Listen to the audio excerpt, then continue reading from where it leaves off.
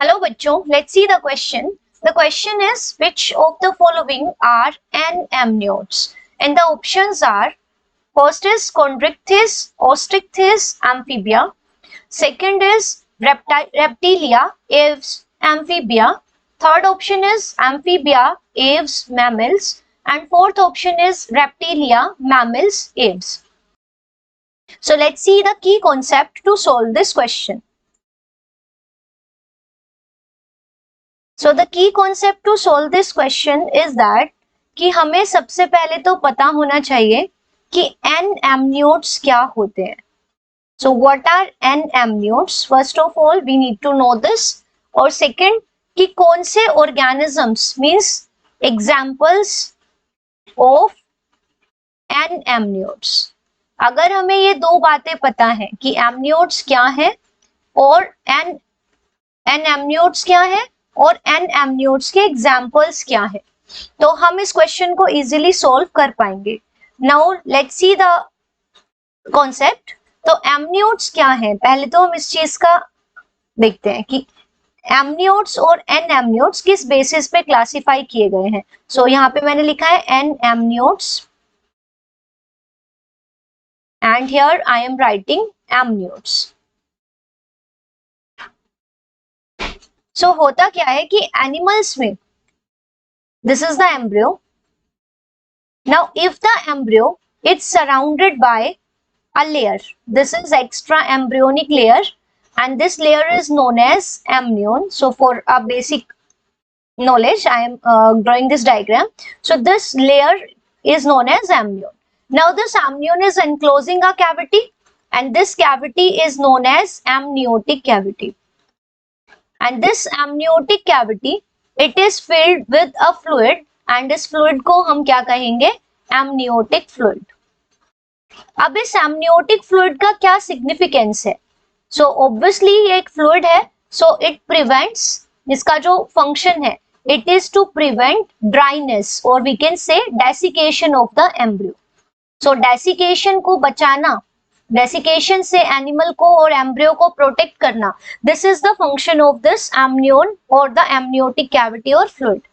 अब ऐसे एनिमल्स जिनमें embryo is surrounded with this amnion and this amniotic cavity, these are known as amniotes.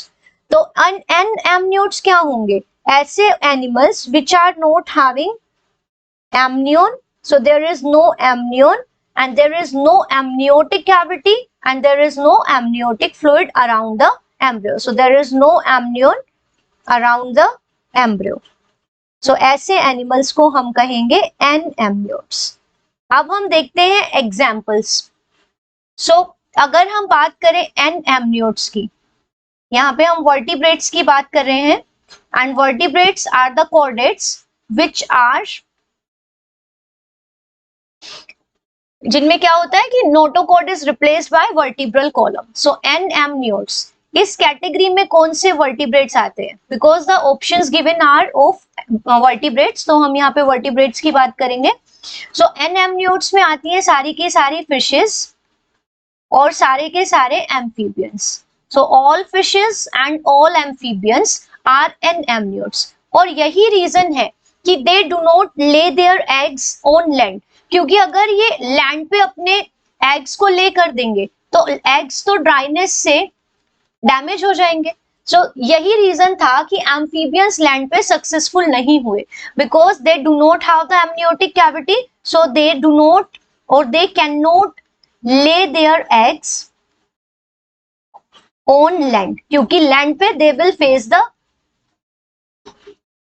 Danger of desiccation. So इस category में आते हैं fishes and amphibians. Now the fishes are broadly classified under two categories on the basis of their skeleton.